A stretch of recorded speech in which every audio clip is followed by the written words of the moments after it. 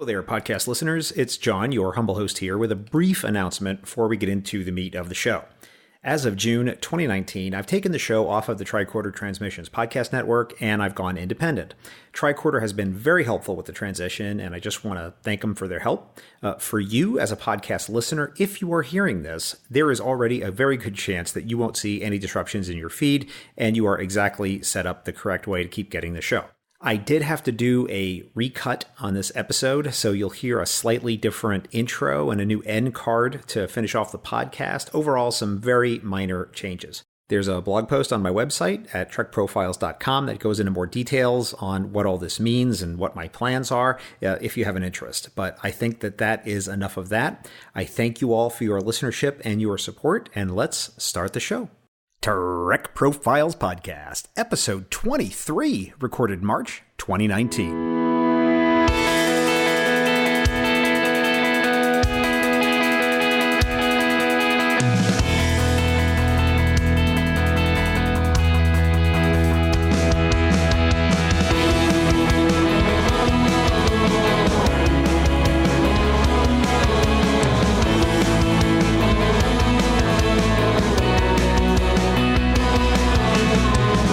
This is the Trek Profiles Podcast, where each episode we sit down with a Star Trek fan. We hear their Trek story, and we try to figure out why Star Trek matters to them, to you, and to all of us. I am John, your intrepid host of this whole enterprise, and I welcome you to this, the Trek Profiles Podcast, Episode 23. If you wish to get in touch with us, you can reach us at feedback@trekprofiles.com or on Facebook or Twitter at TrekProfiles. Spoiler warning, people. As we record this, we are in the middle of Season 2 of Star Trek Discovery, so all previous Trek content up to and including that point is fair game and may be discussed during this episode. You have been warned, human. As always, my trusty sidekick and co-host is the forever faithful, favorably factual, yet never formulaic M5 Multitronic unit. Say hello, M5. The M5 is at full power. M5, show me the news. Messages on console. The Trek Profiles Podcast is an independent Star Trek podcast. If you'd like to support the show, the best way to do that is to rate and review us on your podcasting platform of choice, iTunes, Google Play, Google Music, Stitcher, what have you. And if you want to share the show on your social media, that would also be an excellent and admirable thing to do. Our main goal here is just making sure that any Star Trek fan who would enjoy this kind of stuff can find us. So we thank you for your support, and we appreciate it so much. All right, let's do Kobayashi Maru feedback from episode 21 with Heather Kirby.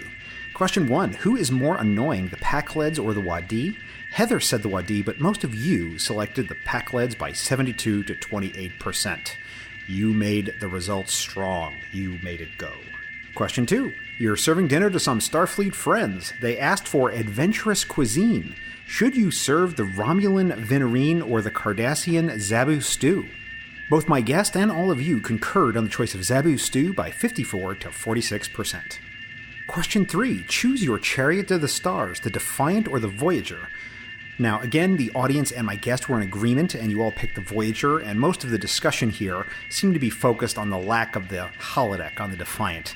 The final result was 60 to 40% in favor of the Voyager.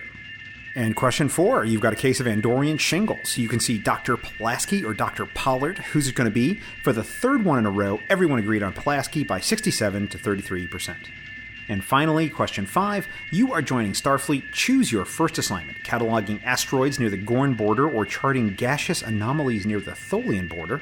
Heather was adventurous and selected the Tholian border, but most of you wanted to play it, I think, safer, and chose the Gorn border by 64%. So there you go. That's it for messages and communiques. Let's move on. M5, run the intelligence profile for this week's guest, and let's start the show. M5 will comply.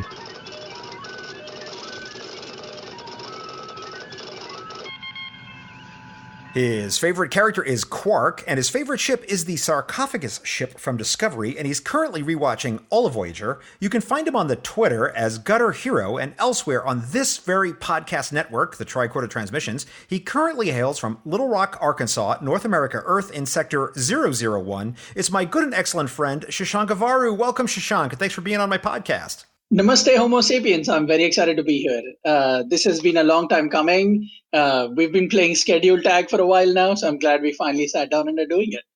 I know, and it's been so long since we've talked. I feel like this is a special treat because I actually know you outside of the podcast, and we've met in person several times, which is unusual for actually most of the guests that I've had on the show. So it's really delightful to get a chance to reconnect with you, Shashank. Right in between, it's about 6 months away, I guess, or 3 months away from STLV. 4 months, I don't know, something like that. Yeah, it's closer than its farther.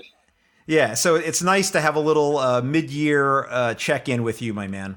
Yeah, I'm very happy to be here. This is great. So let's jump in with question one. Are you a Star Trek fan? Does the Enterprise's transporter malfunction? Yes, it does, and yes, I am. What is your earliest Star Trek memory? My earliest Star Trek memory is watching my parents watch Star Trek. And when I say Star Trek here, I mean the original series on a broken down black and white TV, the ones with cracks on the screen, because we were just really poor growing up. And it was the only thing that was on TV that night that was free. And my mom and dad were talking about how they both fell in love. Theirs was an arranged marriage, so they grew up in different parts of the state. But they both talked about how they fell in love with Star Trek when they were children. And now they're here, married, and they have a child. And it was just, the whole thing was interesting to me. But I remember watching Kirk, who my mom called the man in gold. And I remember watching Spock, who my mom called the pointy-eared one. And that was my earliest memories, watching them watch Star Trek. When did you realize that, well, maybe I shouldn't presume. Let me ask this question a different way. I assume that you have probably surpassed your parents in Star Trek fandom as far as your embracing of it. Or is that incorrect? Yeah, no, for sure. My mom and dad went till TOS, a little bit of TNG, and after that they were done. They were like, I can't keep up with this. This is way too much TV for me. And they went back to, what people watch in India, just old Bollywood movies and news and newspapers. But yeah, yes, they're at this point, they probably don't even remember watching most of the episodes. When did you become aware of the fact that you had surpassed your parents in Star Trek fandom? When I took them, so my first Star Trek anything at the movies is watching Star Trek Into Darkness, because that was a movie that came out in India too. And I watched that, and I took them to watch Into Darkness with me at the movies. And it was at that moment where we were in the movie was going for 10, 15 minutes, and my mom and dad were like, who's that? Who's that? Who's that? And I said, Mom, those are the same people you saw in the original series. They're just played by different characters. And they're like, oh, okay, that's interesting. And at that point, I was like, I'm now a bigger Trekkie than they are. And how have your parents acclimated to having a super fan as a child? They just shipped me off to America. They said, we can't handle him at home. You can go where the other people are. So leave us alone. We're done with you. You're 21. It's time to leave the house. Get out, you Star Trek nerd. And that's it, right? That was the actual conversation. Here, get in the shuttlecraft. It's going to take you to the nearest star base, and you're off. And I was like Bones in '09 Star Trek. I was just all pissed off, and I was just saying, this thing could cook me inside, and being frustrated to everybody on the plane with me. One of the things I love is that, you hear variations on that line in so many different episodes. I was just thinking of the first season of Discovery when you hear Jojo say something like, space can be death and screaming, or war can be death and screaming, right? That's exactly what Bones was like. He's like, that's what space is, it's not just war. So I always like it when they sort of echo those lines. It's kind of a nice thing. Even in the most recent Discovery episode, they're also traveling through time. They go back and forward in time, and spoiler alert,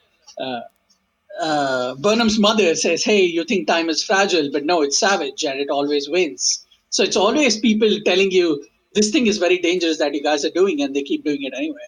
Well, as Kirk said in season 1 of TOS, risk is our business. Yeah. Right? That's right. What they're in it for. So I noticed that the M5 has told me that you're watching Voyager. So is that a watch through or is that a rewatch? In other words, have you seen it all or no? No, it's a watch through. I'm mainly watching it because there are some really good examples of writing. I'm also a writer. I write comic books on the side, and there are some really good episodes in there that are great exercises for writing. So I've always been interested to just watch it because I want to complete my knowledge of Star Trek, at least the cinematic knowledge. But I'm mainly watching it to learn more about how the writing is done in the show. So where are you in your watch through?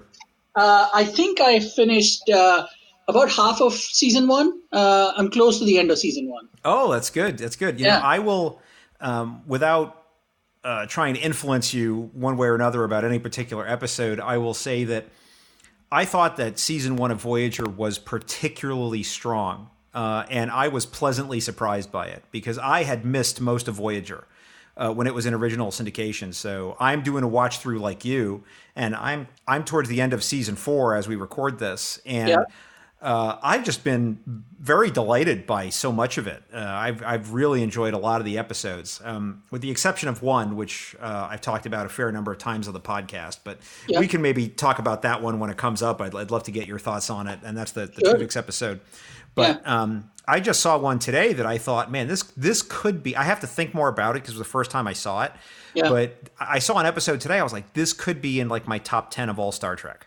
Really? Wow. Yeah. So I was really jazzed with some of the episodes. You know, like I said, there's been some hills and valleys, but there's some that I just thought were delightful.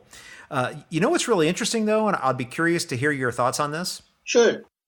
Is that we're both in the same boat in that we're watching Voyager for the first time, but at the same time, Discovery's out, right? We have new Discovery.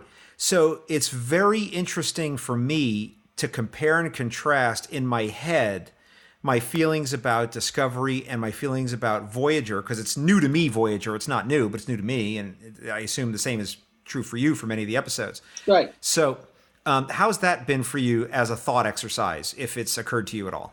No, I did actually think about that because they're both female-led Star Trek shows, and they both have a very... now, the more I watch Voyager, the more I realize this. They both are very much distinct in the way they present themselves. Discovery, everybody knows, is distinct, both to its advantages and disadvantages. And I maybe it's because I discovered, no pun intended, Star Trek mainly through the 2009 Star Trek and Into Darkness. I find Discovery to be much more palatable. When I watch Voyager, I'm immediately reminded of, oh, wait, this is a 90s show with 90s special effects and 90s VFX. When I'm watching Discovery, I'm just looking at a sci-fi masterpiece, which is still going. And I'm clearly colored in the way I'm watching it because I know nothing's a masterpiece until it's finished. So I'm kind of very much aware when I'm watching Voyager. I sometimes have to sit down and pause and go, wait, I'm watching this for this reason. I have to keep reminding myself, which strangely enough, I didn't feel with DS9. But with Voyager, I kind of feel, hey, this is a 90s show. And you have to be okay with the fact that there is great visual effects in there for the 90s. There's some stuff I've been really amazed that they got done. I mean, today, they can do anything they want to do, pretty much. I mean, obviously there's time and budget constraints, but, if they want to have people getting sucked out into space, if they want to have, CGI characters doing amazing, they can do whatever they can imagine if they really want to do it, and it's within the constraints of the budget. But I mean, in the 90s, they did some amazing things given the constraints of the time, I would say. Yeah. And Voyager gets all the laurels for that. And, I just don't want to take anything away from it. It was like, I've seen TOS, I've seen TNG. I watched DS9, which was a great departure because DS9 has a season-wide arc as opposed to an episode-wide arc. And Voyager is not entirely like that, but parts of it feel like, it's going from one episode to another, dealing with one problem to another. So with Voyager, I just have to sit down and remind myself, I think my biggest, not problem, but my biggest difference that I've noticed is I've had a character hook with every other Star Trek show except for Voyager. When I watch Voyager, I'm like, there is not one character I'm really rooting for. Of course, everybody's rooting for Janeway because she's Janeway. But when I watch DS9, I'm rooting for Bashir. When I watch Discovery, I'm rooting for Burnham and Tyler. But when I watch Voyager, it's like I have to keep reminding myself, this is a show. I need to keep watching it to see where it goes. See, I don't know that's if that answers interesting. your question. I'm sorry. What's interesting to me is that I'm having a somewhat different reaction in that Okay. Discovery hangs a lot on the Burnham character because it's not an ensemble show. Whereas like TNG was an ensemble show, right? DS9 was an ensemble show, right? All the previous Treks were an ensemble show to some degree, right? Whereas I think Discovery very much hangs on the Burnham character. They've even said, like in one of the most recent, either this most recent one or the one right before, it's all about you, Michael. Right. And they're not kidding. No, they're not. So you have to really get into the Michael Burnham character, or the show just doesn't work for you. No, absolutely not. And I think it is that for that reason. Maybe I'll probably be wrong, and I hope I'm wrong. But I think that is the reason when somebody bases an entire show around one character, and from what I understand of TV and storytelling, the fact that Discovery is hanging everything on to Burnham, as you said, in a way that no Star Trek has done before. It's always been divided in the team, whatever the team ends up being. I think that is the reason that at the end of Discovery, Michael will die, that they will kill Michael. And it'll probably be a really great sacrifice, or something that'll show that her heroism is valid and it's well represented. But I think that's the reason why they'll kill Michael, and that's all the more reason why I root for her, and all the more reason why Discovery becomes more interesting to me than Voyager. Interesting. Okay, so where are you with Enterprise? Okay, internet, don't hate me. Everybody listening, don't hate me. Except for these are the Voyagers. I have not seen anything of Enterprise, and it's just once I'm done with Voyager, that's where I'm going. So you didn't see our friend Jim Morehouse's little cameo? And see, that's it. You're going to be on a list now. Please don't be mad, Jim. Thanks for having me on Trek Ranks. Well, okay, that's fair. Have you seen the animated series? Yes, I've seen the animated series, mostly earlier this year. Not all of it, but more episodes than fewer, because I was really excited for the animated series versus Transformers, the IDW comic book. I am obsessed with Star Trek comic books. They're basically my whatever I go to sleep with. It's a Star Trek comic book that's on my bed. So yeah, for that alone, I was like, I need to go and watch some of the animated series, and they're really cheesy. They're hilarious. They're clearly made for. They were doing their best to get a balance between kids and adult audiences, and some of them are great, but some of them it's really cheesy. But it's it's a cartoon.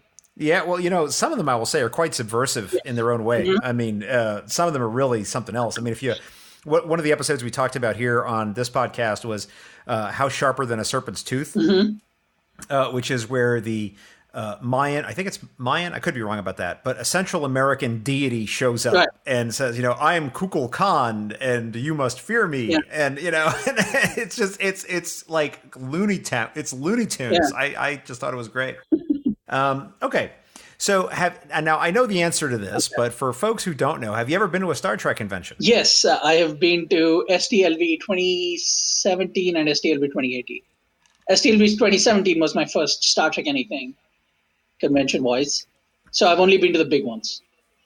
So let's go back then to 2017. What induced you to decide to come to your very first Star Trek convention back in 2017? It was a mixture of things. One of the things was, I don't know where, but somewhere online I read that there was going to be the TNG reunion. I am sure you remember this, but they had the 30th anniversary reunion show. Is that the one they were going to charge extra for, and there was a huge kerfuffle about it? Yeah, and they did charge extra. I had to pay $30 outside of my GA fee to get in. Okay. So yes, that was, once I read that online, I was like, I need to go to this thing. Maybe it's just a one-night event. But then I found out it's actually part of the Star Trek Las Vegas. And that's where, honestly, it's very interesting how the connections happen.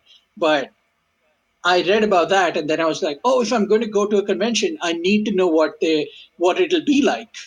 And luckily, by that time, Heather and Jeff had dropped their shore leave, their 4 to 5 hour special on how the convention will go. And I've thanked them profusely. And any chance I get, I tell people, make sure you listen to that 4 or 5 parts because they cover everything about how to survive. I was a guest on one of those. Yes, you were. That is right. And you gave us the inside info on how it's different if you are in Vegas and some cool places you can go and how you can go on the cheap. But yeah, people need to go back and listen to that one. But I listened to that and I was like, oh, this is perfect. And then I got into the Star Trek. Back then I was on Facebook, so I got into the Las Vegas group and I just opened a post saying, hey, is it worth going to Star Trek Las Vegas? Little did I know, I got 500 comments in there. Like, are you an idiot? Come on, you should go to It's like going to the rock band Kiss's webpage and being like, hey, should I go to a Kiss concert? Or whatever. I mean, put your own band in there. I just picked Kiss off the top of my head. No, which is interesting because my next concert is Kiss. I'm going to go see them in September because it's their last tour. I love Kiss. That's amazing. Yeah, Kiss is awesome. But yeah, man, that's how I ended up going. It was me and my friend Alex, who also lives here, and he's a college friend, someone I went to grad school with. And he said, hey, you're enjoying TNG, I'm enjoying TNG, let's go. And we did. So what were your expectations going to a convention for the first time? And what was the reality? I was so naive the first time. I just thought, hey, if I get to meet people that when I say Star Trek is cool, they'll say, oh yeah, it's cool, I'd be happy. I was in for the shock of my life. It was like entering Star Trek nerdvana. There is, I met people who are so much smarter, so much nerdier than me about Star Trek. I was like, this is perfect. And I had no idea how insightful the panels were going to be. I just really thought I am probably going to a place where it's going to be maybe 300 or 400 people, and we'll all just sit and watch some people talk about Star Trek. I had no idea of the presentation quality and the social life and the amount of friends I would make at that place. If I'd known that, I would have done that the first year I was in America. I would have gone to STLV 2014. But so then you came back. So it must have been an incredibly positive experience for you to come back a second time. My biggest reason for coming back was getting to spend time with my best friend and my Canadian brother, Barry DeFord, who I co-host Polytreks with. I met Barry at one of the tricorder parties, interestingly enough, in 2017, and we started talking. And out of the blue, somewhere, I think one of us said, hey, do you like politics? I was like, dude, I'm a politics nerd. And we spent an entire night just talking about politics. And I was like, that was fun. That was a nice, friendly conversation to have. Fast forward 2 weeks later, we are on Facebook, and Barry's like, hey, I'm thinking about a politics-based Star Trek podcast. And the first thing I remember, I said, dude, nobody's going to listen to it, but we'll have a lot of fun making it. And then I had to come back to hang out with Barry. So that was my biggest reason for coming back to 2018. I'm laughing, Shashank, because I had the exact same idea when I said I was going to do Trek Profiles. Yeah. I said, I'm doing this because I want to do it. I said, no one's going to listen to this. I mean, it's going to be like 3 people, me, my mom, and maybe somebody from the network who's like checking up on me or something. Yeah. Trek Profiles is one of the fastest growing Trek podcasts out there. Oh, I don't know about that, but it's very gratifying to see numbers. You know, when we get the reports, because we're both part of the same network, and you get the reports, you're like, wow, people are actually watching this or listening to it. It's really something else, and so I know that feeling. So it must have been very gratifying for you to see the growth in Polytreks and how people are watching it. I suppose we should ask about that because you're doing Polytreks. And we were talking before the show began that you're actually looking at doing some additional Star Trek podcasts. So what does podcasting about Star Trek do for you? I mean, why do you want to do 3 different shows all about Star Trek, podcasts in particular? At the deepest of levels, it is a way to deal with my loneliness as a person.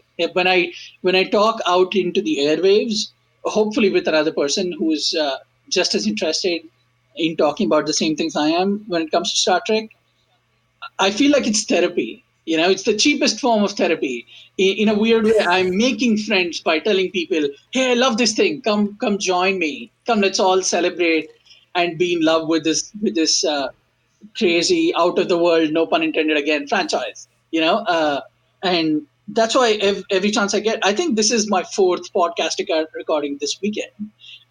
So, oh my goodness. yeah. And it's the greatest, most wonderful way to celebrate my nerddom and not feel like that I'm speaking into the void, because uh, talking about these, I can sit and talk about 4 hours about Michael Burnham, and at the fifth hour this was a great day. I had a wonderful day. This is a day I'll remember for the rest of my life.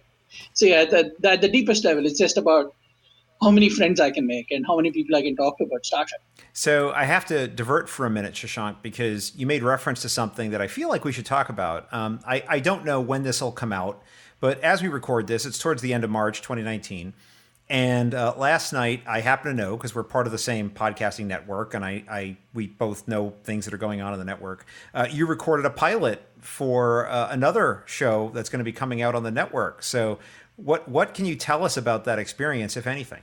Okay, I'll do my best to not mess up or not give out any spoilers. But the pilot I did was for a new podcast that's out right now. I mean, the social media of it is out right now. You guys can follow it, or depending on when it'll come out, maybe an episode or two will be out. But it's called Faraday, Faraday, and it's a Star Trek role playing game podcast. It's a tabletop podcast. I had no idea. I've always wanted to play Dungeons and Dragons and get into as much role playing as possible.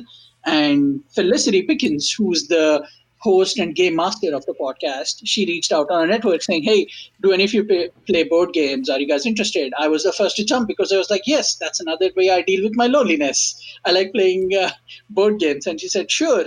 Do you want to jump in on this cool idea that I have?" And she basically described the idea of the show. And it's USS Faraday is the ship that we'll be going into space with. So it's just us versus space. That's the idea of the show. And it's a tabletop role-playing game, highly based off of, we're using the rule structure and some of the characters, etc., from the Star Trek Adventures role-playing game. That's the set of books that you can play this off of. And I put this out. And I said, "I love doing this. What can I do?" And she said, "Well, people are volunteering. What would you like to be?" Selfish that I am, I said, "I've always wanted to be a captain." And she said, "Yeah, the captain role's open." And after laying on the floor, just victory dancing for 15 minutes, I was like, "I would love to be a captain." And we started making, I gave her all the ideas I had. And she said, "These sound great." And she said, "These will work, this will work." But I play Captain Varun Rai, who's, again, I'm so lucky I get to play my own ethnicity, and we got to incorporate a lot of things from my culture. And this is going to be set at the end of the Dominion War, so post-Dominion War, and I'm very excited for people to listen to it. So this is, I'm surprised you didn't pick some sort of alien, because that seems to me to be one of the allures of all Star Trek RPG and even Star Trek Online, is being an Andorian, and trying to figure out what that would be like, or trying to play a Vulcan or a liberated Borg character and trying to figure out what that would be. So it's really interesting that you chose to actually play as a character that you have a lot of insight into. It almost might be considered against type. I think it's pretty cool.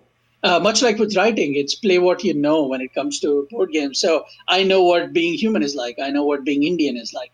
And there are so many surprises that people will run into when they listen to the show, hopefully.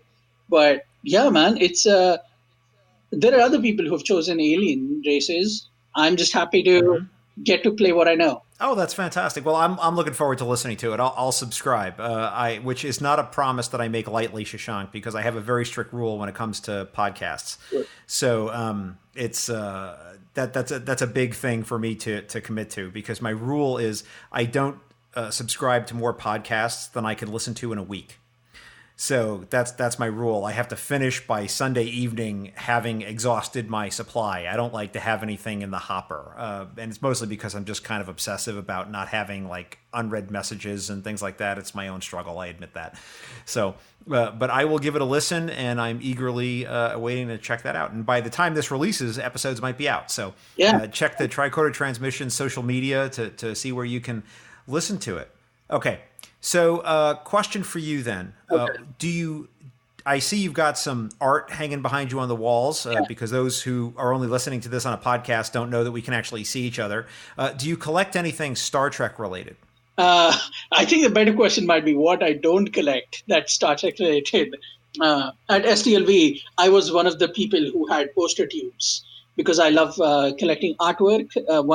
A couple of my proudest artwork pieces are two prints that I got from J.K. Woodward, who, in my opinion, is the best Star Trek comic book artist out there. He's the artist behind Mirror Broken, and he was awarding them to people who had really good questions at STLV that they asked him. And I was ready to go all Fight Club to get into that line just so I could get my own pieces. But yeah, I have I like collecting prints.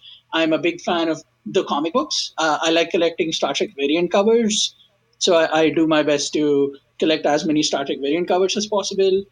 My goal eventually is to have one 3.75-inch figures. You know what I'm talking about, right? Yeah. Not 6-inch and not the really tiny ones, but the ones that really they were in a boom in the 90s. My goal is to have a 3.75-inch of every Star Trek figure. And I think I'm about 30% of the way through. So action figures, prints, variant comic books, those are I'm just getting into a little bit of the Eagle Moss stuff. What does that collection do for you? It brings me joy. For example, at my work, I have a little USS Enterprise that's on my desk. And every time I feel like, hey, this is a bad day, or, there is something happening that's just, I can't deal with this right now. All I have to do is turn 90 degrees and then look at my little Enterprise on the desk. And the connection there is so strong and so magical. I kind of get lost in an adventure that the Enterprise is having. And it by taking me away, it brings me back home and brings me back to my core and goes, at core, one of the things you are that is so true about you is being a Star Trek nerd. And that all these things remind me how much Star Trek joy I can have in my life. And I'm lucky to have in my life because there is so much Star Trek. So which item in your collection brings you the most joy? Okay. I have in my collection, of course, all the J.K. Woodward prints. So both the J.K. Woodward prints. Yeah. You can only pick one thing. Oh, okay. Pick one thing. Okay. If I can only pick one thing, last year at STLV 2018, I got to be on the bridge with George Takei, me and Barry. And I have a picture of that hanging on my wall. We are in our uniforms, we're sitting in the front, and George Takei is in the back. And he's doing the engage motion. So he has his left hand out, and it's like he's ready to say engage. That is the proudest thing I'll ever own. That was a magical moment that I don't think I'll ever have in my life again. And I'm so lucky to have had it. Oh, that's wonderful. Now, I can't recall last year, because I wasn't involved in this part of it, but last year at the Tricorder Party, were you involved in the couch trek? I was the first officer.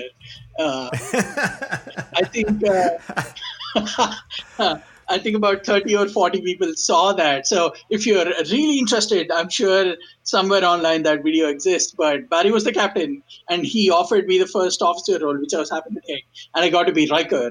I think I was Riker or some kind of first officer. But it was great because it was in a big hotel room. And at one point, I had to go off location. I had to beam down. So I kind of went away from the room and I hid in the bathroom. And then they were like, "Where is the first officer?" And I jumped out of the bathroom, which just cracked everybody up. So it was a lot of fun, man. Couch Trek, I hope we can do it this year. So for those who don't know, this is the kind of zaniness that awaits you if you become a Patreon of the Tricorder Transmissions Podcast Network. So at STLV, we had this party for our Patreons. And at this party, Barry, one of our hosts, of course, that we've been talking about, had written a script, and a bunch of people actually got together and performed it and taped it. And as Shashank says, that video is out there and it is a riot. So I would encourage you all to check it out. So I want to go back to something that we touched on very briefly earlier, which is how you consume Star Trek. So you're in an apartment. When you're watching Star Trek, are you watching it on a big giant screen? Are you watching it on your phone? Are you watching it on a tablet? How do you actually consume it? Two primary ways. One is my TV. It's not that big. It's basically, I want to say 32 inches. So it's not the biggest TV in the world, but it's not the smallest either. That's the way I'm watching it when I come back home from work, and it's on my TV while I'm doing everything around the house. If it's like Voyager, I really sit down and make sure I'm not doing anything else. And the second way is when I work out. So when I go to the gym, I have my little tablet that's hanging on my treadmill while I'm doing it. I pace my treadmill work to the length of a Star Trek episode. So if it's a 50-minute episode, I'll go, I'm going to sit and watch this. I'm going to walk through this entire thing. So I start at minute 1 and I start my video. And by the time I'm done, the episode's done. So it's my tablet and my TV at home. That's great. You know, I have to say here, because I'm doing this Voyager watch through that I'm live tweeting as I'm doing it. And if I'm tweeting early in the morning Pacific time, as surely as night follows day, I'm on the elliptical at the gym. Yeah.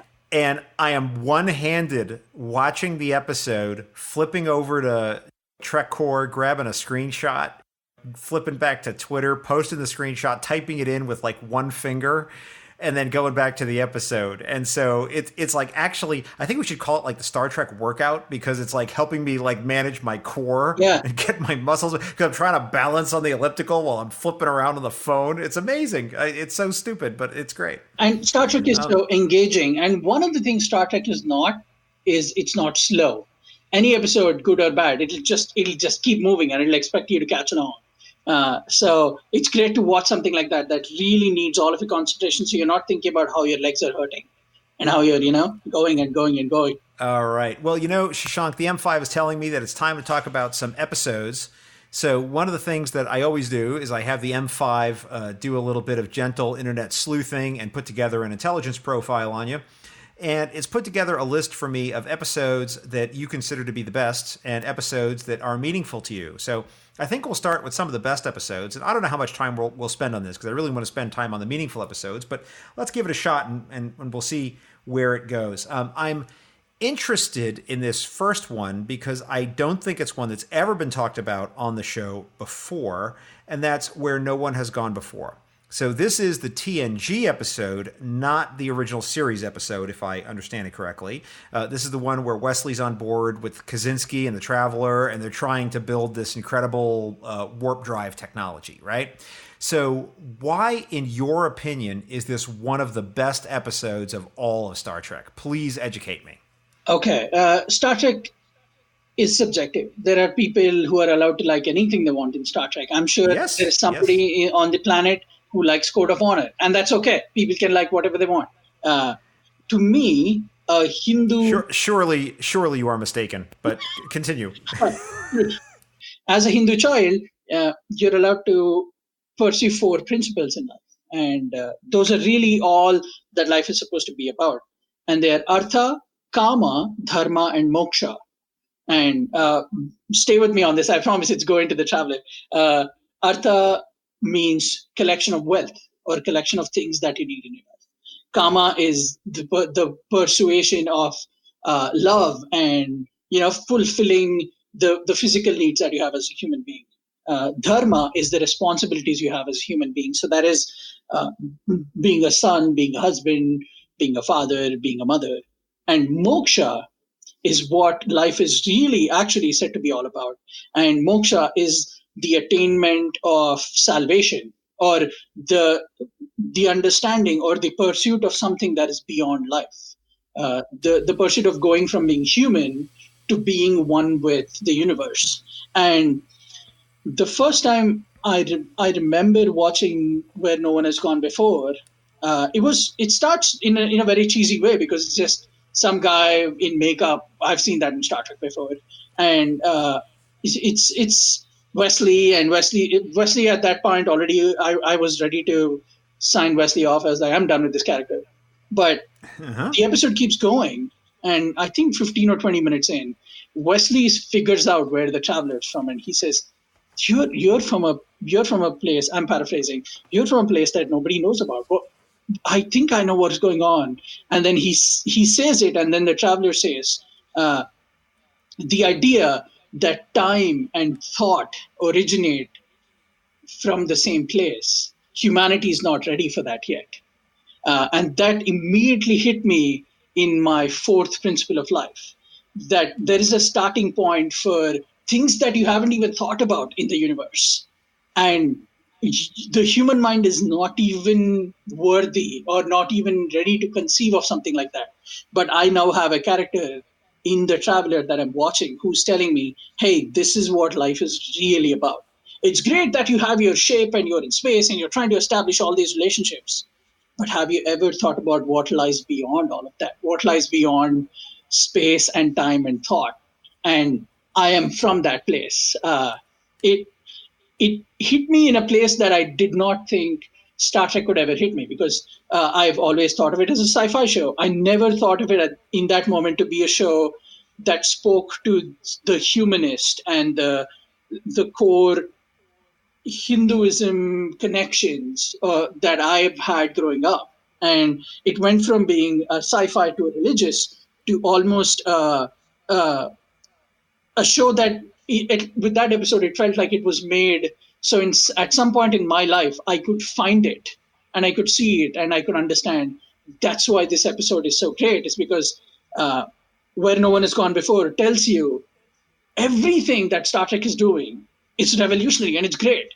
But have you ever just stopped and thought about what it really could do? And you get a glimpse of that with the Traveler. And I actually spent an entire hour on the second episode of Polytrex justifying the Traveler. If people are I've listened to that. It's very good, and I would recommend it to any of our listeners.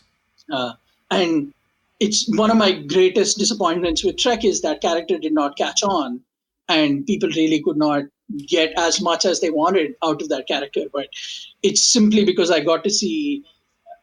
Everyone says Q is God and Q is like God, but to me, really, the Traveler was a metaphor for the universe and what life really meant in Star Trek. And that's why, to me, it's one of the best episodes in Trek. So I'm going to press you on this a little bit, Shashank, because it seems to me that maybe we've mischaracterized this episode. Not in any way to criticize your feelings about it, but it seems to me that the explanation you've just given supports the theory that it's a meaningful episode to you rather than the best of Star Trek. And if I'm wrong in that, please justify your assertion that it's one of the best of all Star Trek. Sure. It is meaningful to me, but that doesn't mean it cannot be one of the best. If you think about what the best of Star Trek is, it is something that carries the most meaning, the most impact. There is something beyond meaningful. There is something where you sit down and you connect to a story and you go, this seems like it's really meaningful. But when it really presents a perspective, a line of thought that nothing in TV had done before. I had never seen anything in TV that spoke about moksha, which is the Hindu principle of trying to attain something beyond life. Star Trek did in that episode with 3 characters and just with one person mainly talking and saying about where he has been and where he has come from. And when a TV show goes from not only hitting you on that level, but then showing you something you had never seen before and doing it in the simplest way possible, it's just people talking. And when that happens, that's really what Star Trek has always been about. There is the pew pew and the space battles, which is all great. But when people are sitting and talking in Star Trek about, am I human because I was made in a lab? Or, how are these 2 people fighting? They're basically just black and white on a different side of their face. They're so poignant and so profound that not only do they present something so meaningful, they show you an entirely different way of being. By doing the simplest of things, talking. We do it every day in our lives, most of us. Mm-hmm. And when it does that, how can it not be the best that Star Trek has to offer? So you made an oblique reference to another episode that I feel like I should bring up for us to evaluate. And it's an episode, of course, that is near and dear to my heart, which is no secret to anyone who knows me, which is Let That Be Your Last Battlefield, TOS Season 3. We have Lokai and Belay. We have, or Beal, depending on how you pronounce it. We have the amazing Frank Gorshin, of course, in that role. We have the introduction of the self-destruct sequence, which was again used in Star Trek 3, which is something that for no reason whatsoever I have committed to memory. So I'm sure that will never come into use in my life, but it makes me happy that I know it. So why is this one of the best episodes of all Star Trek? Because hands down, bar none, there is no other Star Trek episode that presents and resolves a problem of the real world like the way Battlefield does. Let me explain. Let That Be Your Last Battlefield tells you everything you need to know about racism in a 45 to 50-minute episode by never using a human character to do that. It's an alien that is hunting another alien. And when you find out we need to exterminate those people because they are lesser than I am, is what one character is saying. And you go, oh, wow, that's really, that I've heard that before. And then you actually see that other person. And it's the black and white just juxtaposed.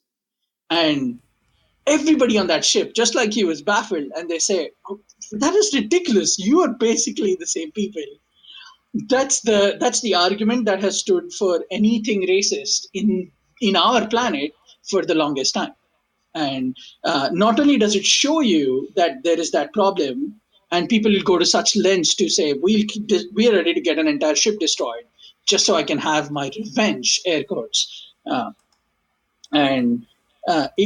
Even toward the end, I'm sure, I don't know how many of you know this, but toward the end, when we see some scenes of battles, explosions, and people fighting, those are actual footage clips from World War II in the episode. Yes. And what is World War II but a response, or at least the Allied response? What is it but a response to racism and genocide of a people?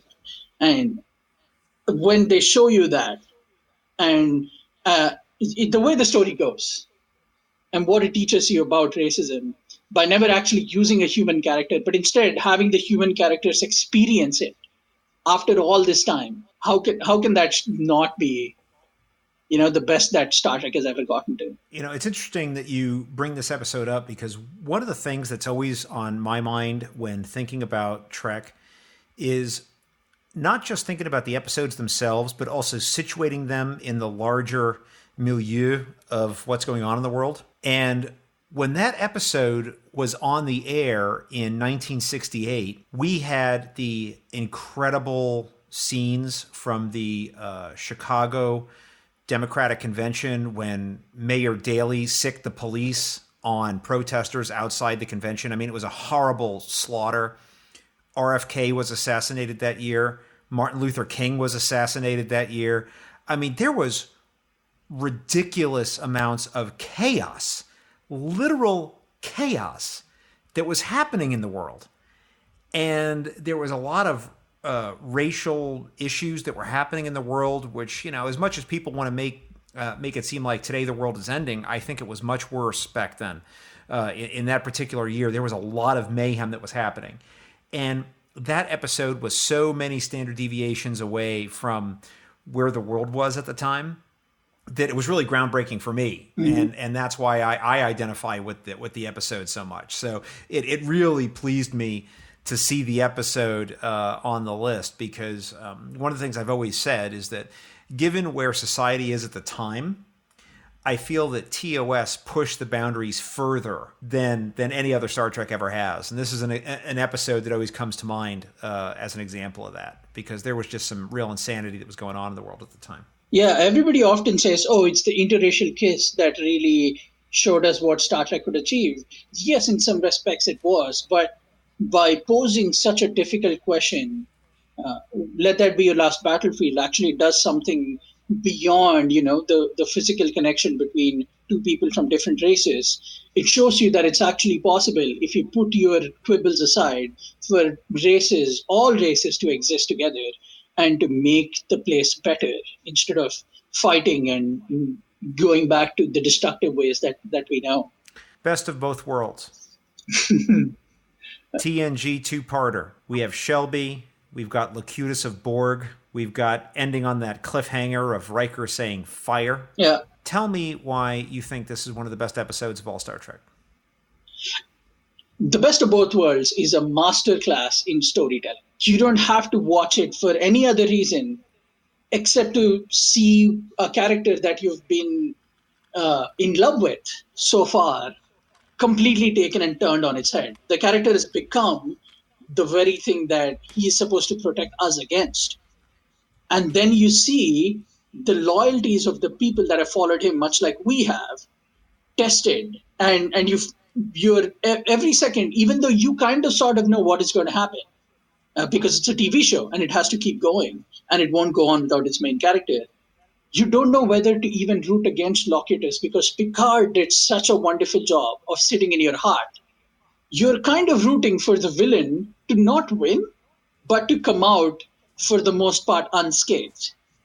And that's when storytelling is at its peak, when there is a clear hero, in my opinion, in this episode who's Riker, and then there's the clear villain who's Locutus, and you're conflicted. It is the Captain America Civil War episode of Star Trek, in that there are these two people that you so dearly love, and you want them both to make it. And one of them is taken away and has been abused and turned into something that we hate. And yet you're rooting for that character to come out. So if you know nothing else about the show, if a new person just sits down and watches The Best of Both Worlds, I will guarantee they will fall in love with Picard, they'll fall in love with Riker, and they'll fall in love with Star Trek, because the story is so engaging. And they did the simplest thing that sometimes, you miss about stories, is they turned the main guy into an evil character, and they put the other main guy to find out what will he do, because one of them is a conduit to us and the other one is an evil version of us. So it engages everything inside you, and for pure storytelling purposes, it's a wonderful Star Trek episode. That's one of its best. And the reason why it has to be, I know a lot of people for whom it is the best, is because, come on, Picard in that makeup, Locutus of Borg, when he says, I am Locutus, just that floors me every time. So I one of the things about that episode that I found out about in doing some research for it for another thing that I was doing a long time ago was how Michael Piller just used his real life situation to inform the episode. Because at the end of the season, he was thinking, I think I'm going to leave Star Trek as the, showrunner, head of the writer's room, or, whatever it was. I forget the exact title he had, but he was pretty high up in the organization of the show at the time. And he was thinking, I'm going to go do something else. And so that was all stuff he put into the episode with Riker. Should I go to the Melbourne? Should I not? Should I go? Should I not? And then you got Shelby there who's like, no, I'm taking over. You're the old and busted. I'm the new hotness. I'm going to take over, and this whole contrast about, should I really stay here or should I go? And that he put that into the episode. And I just thought it worked so beautifully. Wow, I never knew that. That's fascinating. And I wonder what his metaphor for Locutus was. Maybe it was the things that maybe he saw Picard as the Star Trek that he aspired to, and Locutus had in some ways, because this was the end of season 2, correct? If I'm not wrong. It's the end of season 3. Yeah. This was the end of season 3, and at that point, people had almost come to a decision on whether they really liked TNG or they hadn't. And it was really good so far. But it had not achieved the levels of Let That Be Your Last Battlefield, for example, from the Ocean Seas. There's not that one episode that really just hit you in the gut with every scene. And I think that was, I'm hoping, or if I think about it a little more, I feel like that was something he was thinking about is, where is that show? And why has it turned into this commercialized story that we're forced to tell? And I bet somewhere on the line he was like, I'm going to put all of that into Locutus. And it's just the best of both worlds. That's Star Trek at its best. Yeah. Well, then let me contrast it against another episode that the M5 has put on the list. And it's one we've talked about quite a bit on the show. So I'll just really be looking for your particular take on it, which is, of course, the Deep Space Nine episode, In the Pale Moonlight. This is an episode that is very much not consistent in a lot of ways with what we expect from our heroes. It's not the ethically correct captain. It's not the ethically clear thinking that we expect. In fact, it's criminal. And it's the kind of thing that Sisko in another episode says to Eddington, "You betrayed your uniform." Well, here Sisko does the exact same thing. So please tell me why you would consider this one of the best of all Star Trek. It seems counter to type. So educate me. And that's the exact reason why it's the best, is because In the Pale Moonlight, much like Deep Space Nine, questions everything about Star Trek. If Star Trek TOS and TNG were the unstoppable object, DS9 is the immovable wall that they run into. DS9 asks the most fundamental of questions about Star Trek. It's great that you're in a ship that has endless supply of everything you need. It's great that everybody on the ship gets along. But what happens if you're in a station and you have threat from every corner and people inside your station cannot get along? How would you run that? In our life, we only aspire to be on a ship like the Enterprise. But our life every day is Terek Nor. It's Deep Space Nine, the station. We're in a world in which we have threats on us at all times. And we're struggling very hard to find ways to continue to exist with people that we like, we don't like, we hate with everything within us, we love so desperately and so ridiculously. And the things that you have to do in the real world is shown in the Pale Moonlight. It's shown when a captain like Sisko clearly is now going from the heights of Picard to the lows of, well, Sisko. He comes down to, he compromises on every moral that he has. And that's the cost of politics. That's the reason why you become a politician, is in a lot of ways. You aspire to do something good. You aspire to be on the Enterprise. You realize you're on Deep Space Nine, and you do whatever you can to keep Deep Space Nine running because lives are at stake. And that's what Sisko does. He knows he has to cheat. He knows he has to lie.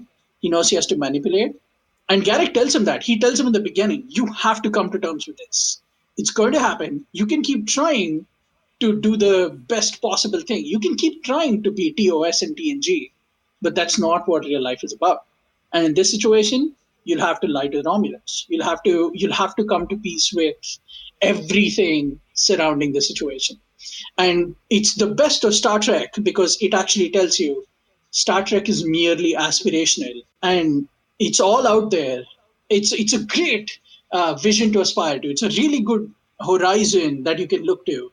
But what keeps you going toward that horizon is an episode like In the Pale Moonlight that tells you, for the greater good, you have to compromise. You have to lie sometimes. You have to do what you do not agree with, because life is not about you. And to quote someone very aspirational, the needs of the many outweigh the needs of the one. And in this episode, the needs of the one you're rooting for, Sisko, his needs are outweighed by the need to keep people alive. And that is displayed so beautifully in The Pale Moon. So I would imagine then that given what we know of how Discovery's going as we record this, you must be a big promoter and fan of Section 31 and endorse their approach and methods. Yes, I actually am. We did a spies episode on Polytrex, and we'll probably go back and do it part 2 because now Section 31 is all the rage. But at the end of the episode, we both asked each other, Barry and I, would you agree with spies? Like the idea of a spy or the idea of clandestinity and the need to have surveillance and the need to keep doing all these evil things. Barry said no. And I said yes. And we both gave our reasons why. And Section 31, people can disagree with it, people can hate it, but it's the blank space in the rules of the Federation, in the Charter, that is invisible to us, but it's needed to keep that book together and keep the universe around it intact. I always felt like there was a missing speech from some random Section 31 character in some Star Trek episode. And I don't even know what series this would have belonged in. Maybe Sloane, maybe someone in Discovery, I don't know. Where they say, we've got a lot of Starfleet captains who think that Starfleet and the Federation is the most ethical thing in the universe, and they need to believe that to be at their best. So we let them believe that. Meanwhile, we're out here making all the things happen so that they can be at their best, and we don't let them know about the things that would worry their pretty little heads. I feel like there could be like an epic Section 31 speech like that at some point. Yeah, I hope at some point in Discovery we get the counter to the We Are Starfleet speech, which is We Are Section 31. And it's basically being said in a room of Section 31 people. And it's someone saying, oh yeah, Burnham said that and that's great. But this is real life and this is what's needed. Yeah, that would be awesome. So, Shashank, I'm not sure how I want to talk about this because I think that the M5 must be malfunctioning. I'm going to have to run an extensive series of diagnostics here because on the list for best episodes of all Star Trek, it tells me that we should be talking about Star Trek Into Darkness. Please explain yourself and please tell me why the M5 has malfunctioned in this way. Okay. Okay, I've been fighting this battle my whole life, man. Star Trek Into Darkness is a highly underrated movie that is very entertaining, has great performances, and we get the incredible immortal moment of watching Spock yell Khan. But outside of all that, Star Trek Into Darkness is very much a metaphor of its time. It's a great space representation of what was going on with the Iraq War. It's a big government sitting down and deciding that somebody has some missiles, which actually turn out to be false because there are missiles, they have people inside them. And that's what they're really going after. And when you look at that in the context of Star Trek Into Darkness, the movie takes on a whole new meaning. You realize that their Section 31 and what they're trying to do clearly overriding the aspirational values of the Enterprise crew and trying to hunt down a monster that they created. If you go back in history, you can see that the US was the place where the nuclear bomb was created, the Manhattan Project. And that's where WMDs really started becoming a thing. And when you think about this ship, and Section 31, and the fact that... When you say this ship, are you talking about the Enterprise or the Vengeance? I'm talking about the Vengeance. Okay. The USS Vengeance, which, again, is a ship that clearly is beyond all other ships that we have known so far, at least in the Kelvin-verse. So it's a ship for both good and bad. It's a new kind of ship. And the super ship comes out, and it's led by... I'm sorry. Admiral Marcus? Yes, it's led by Marcus, who is determined to find the monster that he created. He's Dr. Frankenstein hunting for Frankenstein's monster. And he is doing it under the veneer of deaths that he caused.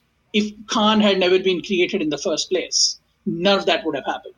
If the Manhattan Project wouldn't have gone forward, and the nuclear bomb wouldn't have gone off in Japan, we wouldn't be where we are with Iraq. We wouldn't be where we are with the Middle East. And in a lot of ways, all of that could have been prevented. Everybody immediately wants to jump into darkness to fight about the whiteness of Khan, and I have my problems with that, clearly. But when you stop and reflect on what the story is really about, Into Darkness takes on a whole new meaning. Next time, I encourage everybody listening, if you pop Into Darkness into your Blu-ray player, first off, good job for watching a great movie. Just sit and think about that in the context of the Iraq War. Think of Marcus as George Bush and his vice president. Oh my God, I don't know why I'm missing out on names.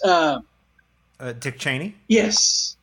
If you think about it in the context of the Iraq War, think about Marcus and his Section 31 as Dick Cheney and Bush and what they were trying to accomplish really in Iraq and what they were using the veneer of WMDs, again, air quotes.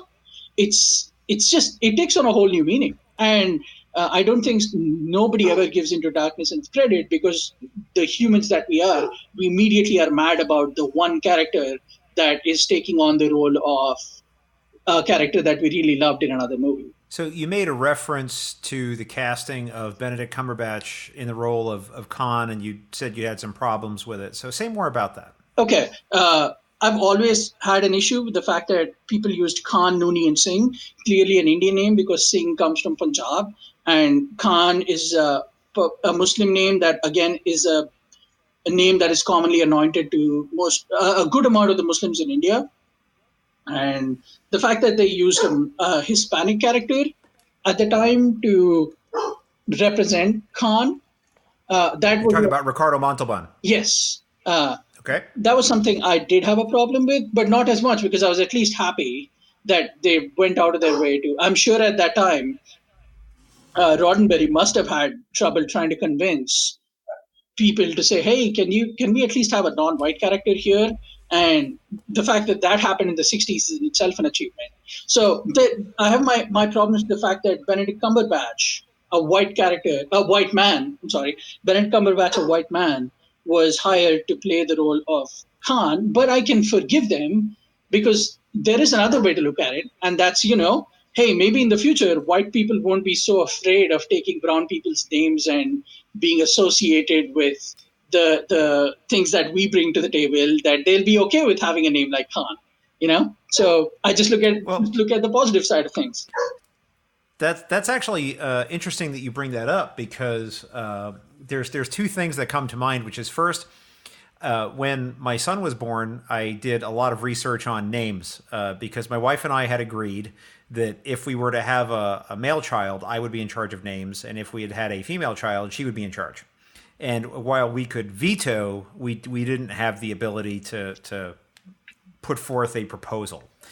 So it was all to me to name the child. So I did a lot of research, and one of the things I came across was this name chart, and it was showing the popularity of names over time.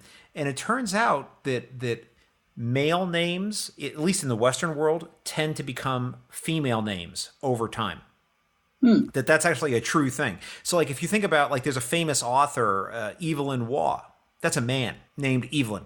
Oh.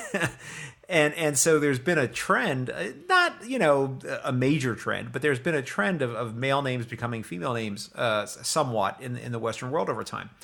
And what was also interesting to me was and this is a little personal story, but I think it's illustrative in this case.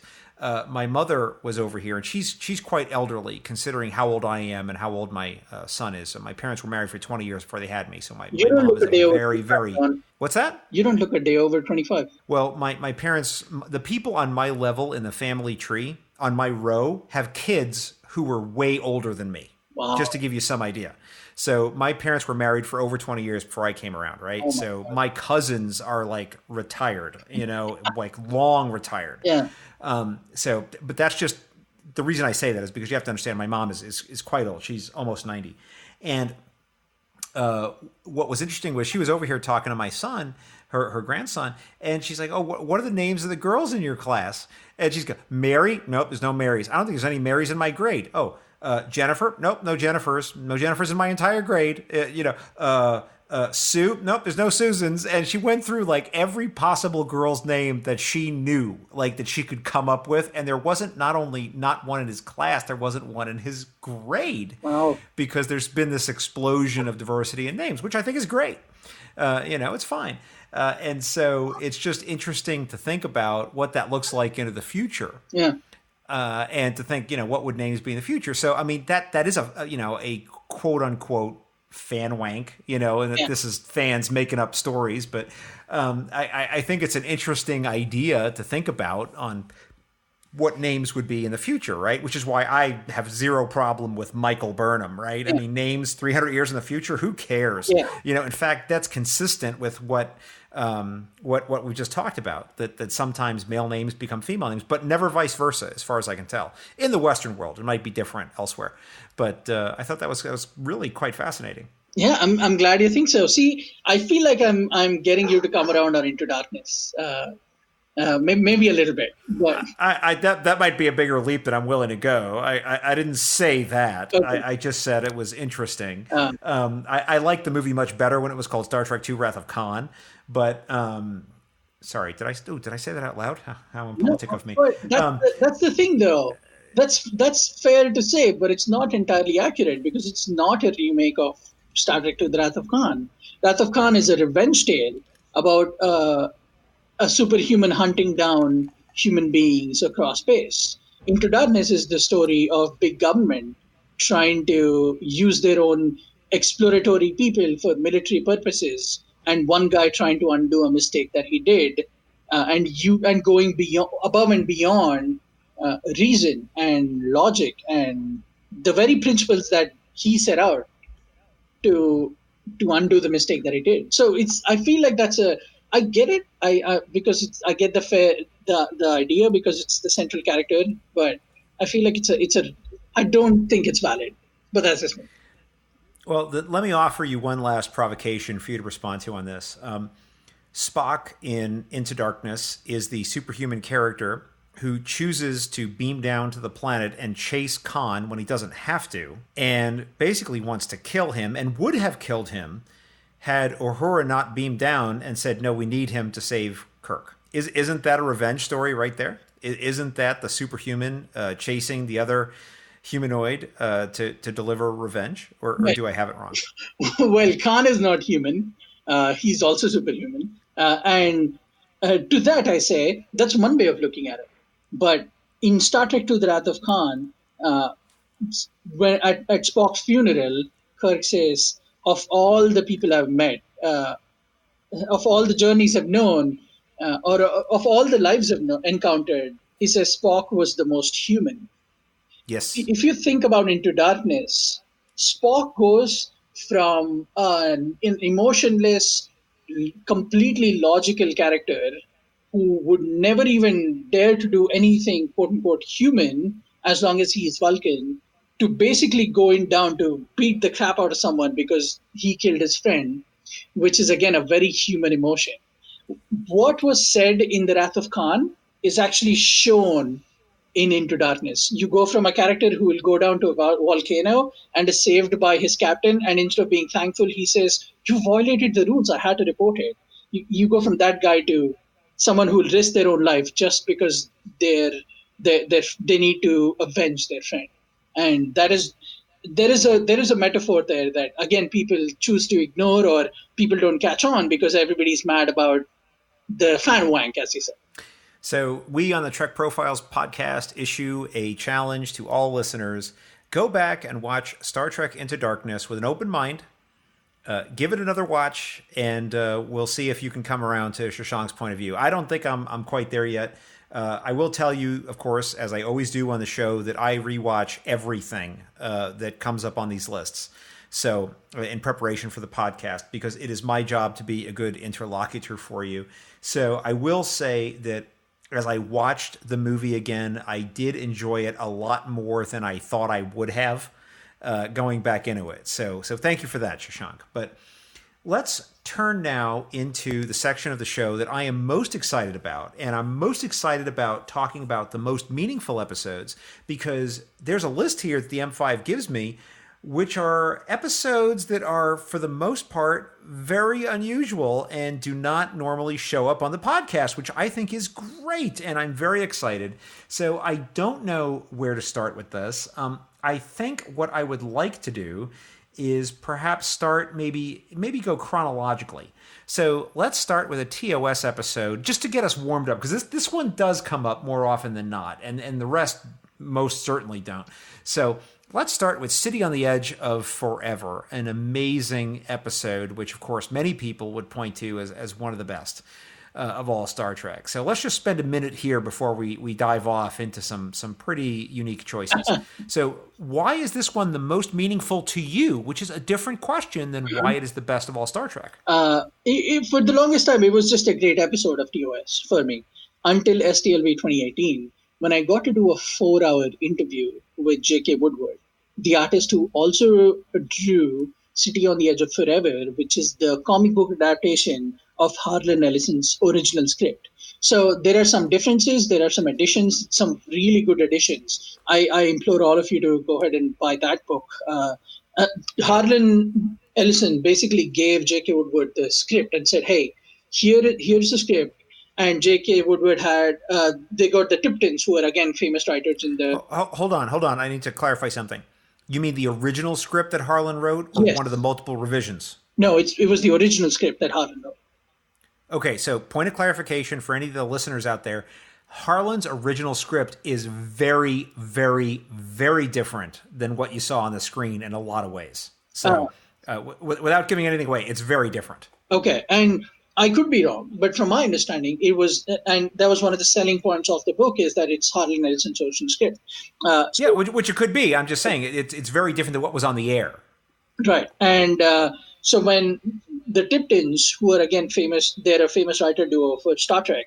They wrote a comic book script for J.K. Woodward to draw, but J.K. Woodward told me these amazing stories about the comic book adaptation. As he was doing them, he would visit Harlan, and Harlan would be taken to his writer's room, and J.K. Woodward got to see all the awards that Harlan got over his life, and he got to see the typewriter on which Harlan wrote.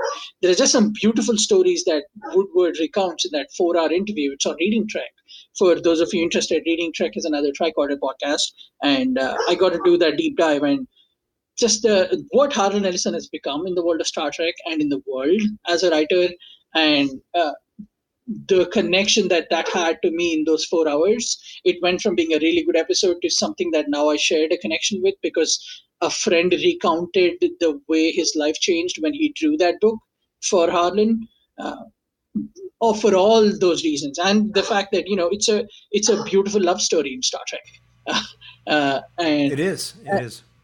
For these are, I think, I'm sure I could do an entire episode about it, but these are the big reasons why it's so meaningful to me. It holds such a deep place in my heart. It does for me too, Shashank, and I gotta say it's certainly an episode that I think about a lot, and it's an episode that whenever it comes on, I'll never not watch it. But a couple things about it, which is, first, if any listeners out there have not read the story of how the episode actually got to be put together, I would highly, highly recommend it.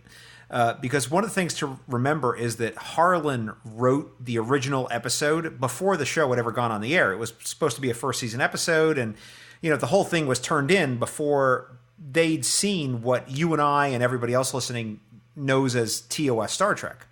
So they were kind of putting it together in a vacuum. All they had was Gene Roddenberry's Bible for the show.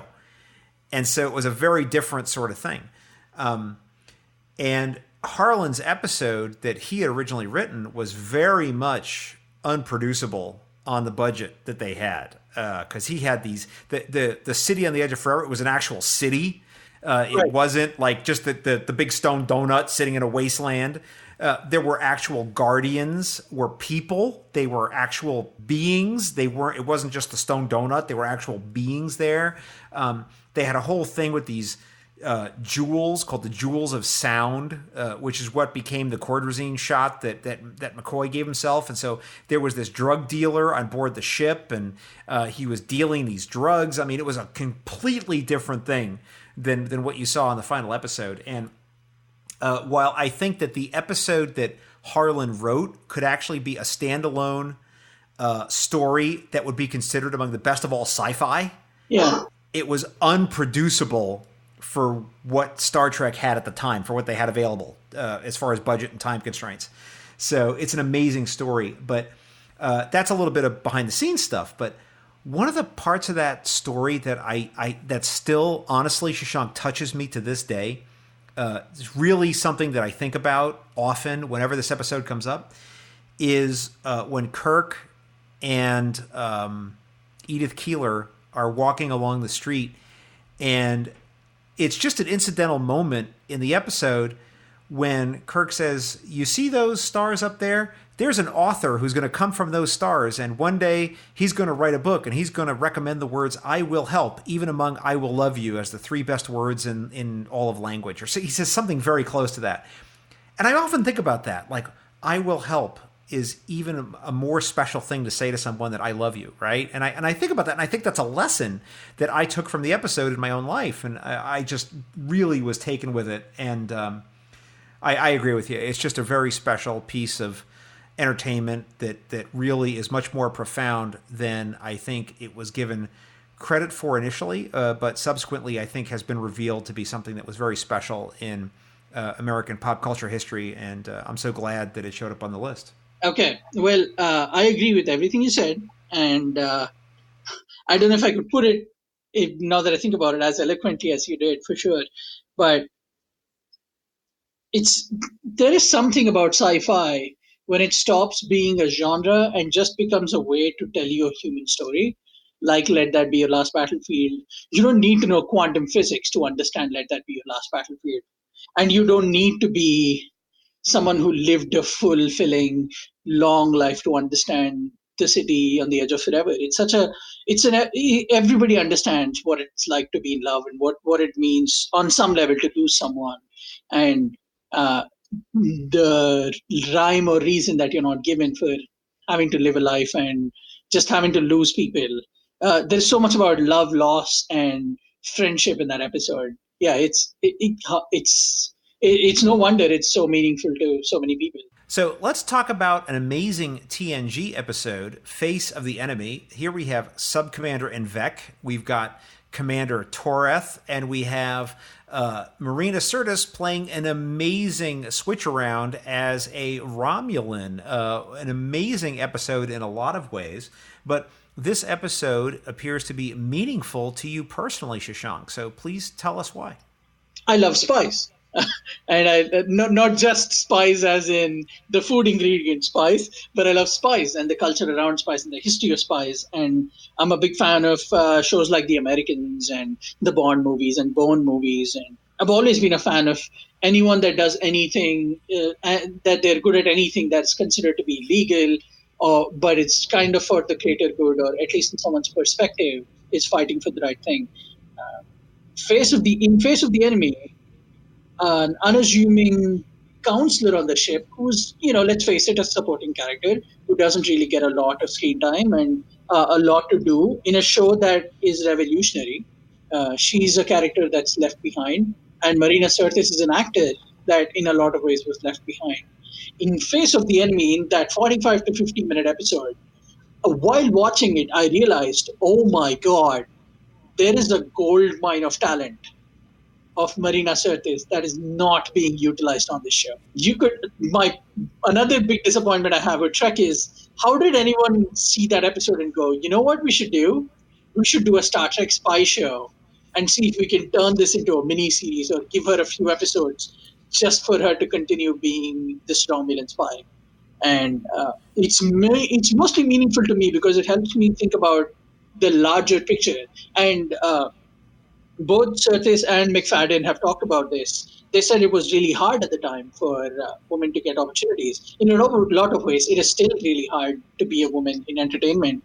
But when I think about Face of the Enemy or Remember Me, which is another really meaningful episode, when I think about those episodes, I realize the women on this show do not even get 10% of the credit they deserve for being amazing actors, incredible performers, and people who understand Star Trek so much. And I really, it's a dream that I have often when I think about what it could have been if they got the due that they deserved.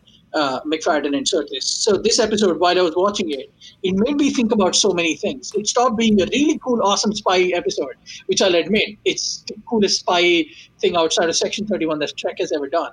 It stopped being that, and it started making me think a little more about, oh my God, these women. They just never. But the counselor was certainly an unwitting spy in a lot of ways in this episode. Yeah, and that's part of the coolness about it, is we've all seen people who volunteer to be spies. Heck, Deep Space Nine has an entire section that loves being spies, and they want to keep recruiting people. But you watch a really good, again, the unassuming being the key part, because you don't ever think a spy on the TNG crew. Who's that? Is that Riker? Is that Picard? is that you go through the entire cast list before you get to Troy. But when you realize that Troy is watching herself in the mirror going, oh my God, I'm a Romulan, just so spectacular and so underutilized. Another great example of, it's sad that people saw that and then they said, oh, you know what we should do? We should get Troy pregnant with light babies, or we should try to reduce her to a plot device to get all the males on the show angry. It breaks my heart. Just so sad. You made a reference to Deep Space Nine, and one of the things I always think of whenever we talk about spies in Deep Space Nine was the whole Bashir arc, because as the show's beginning, we see him in the holodeck playing like a 007 type, and he's like, oh yeah, I'm a spy, I'm cool, I'm a spy, I'm cool, I'm a spy, I'm cool. And then Sloane shows up and he's like, yeah, you're a spy. And he's like, do not want. You know, he actually has to go be a spy, and he's like, no, I want no part of this. You know, it's like, you know, it's a case of getting exactly what you want in the worst possible way.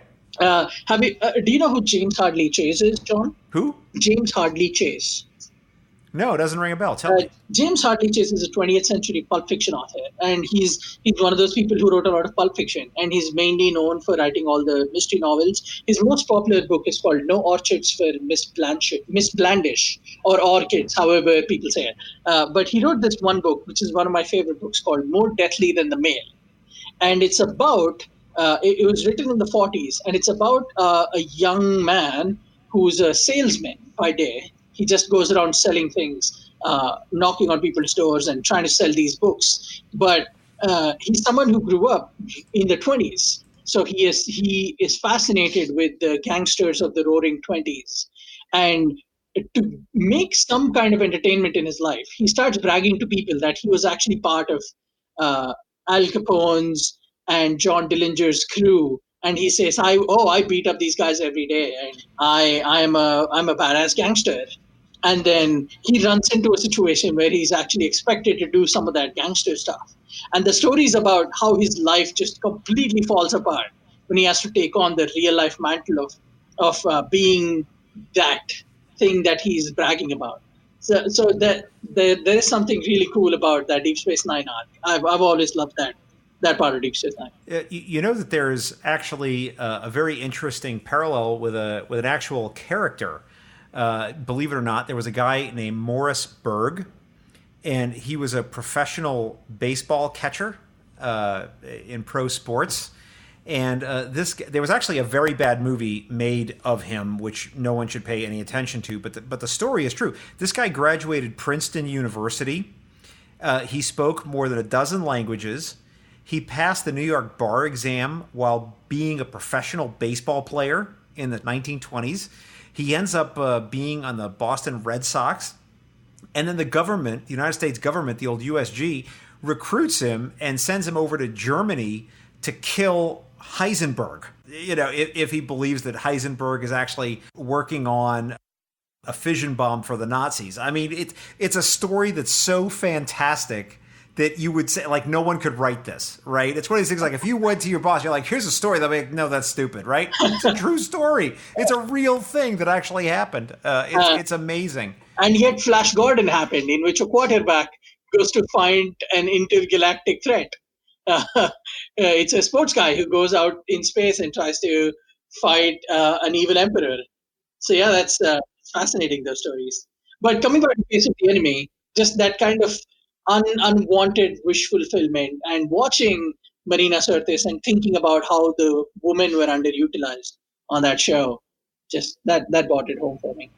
Well, one of my favorite scenes from that whole episode is when they're having the dining room scene in the wardroom, and you know, you have the captain she's tough, yeah, but she's very sympathetic. Yeah. I think in a lot of ways, you know, Commander Torith, and I think you have to empathize with her in her situation, and you know, dealing with the Tal Shiar nutcases, and she's you know, she echoes to me, you know, the Romulan commander from Balance of Terror in a lot of ways. You know, it's the character that is the enemy, but you feel for him, you know? Yeah. So another episode, speaking about our traditional enemies here in Star Trek, let's talk about the Sword of Kahless.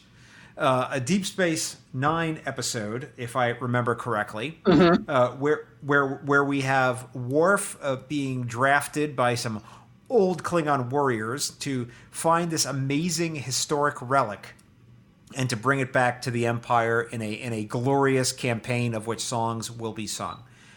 Why is this episode one of the most meaningful ones for you?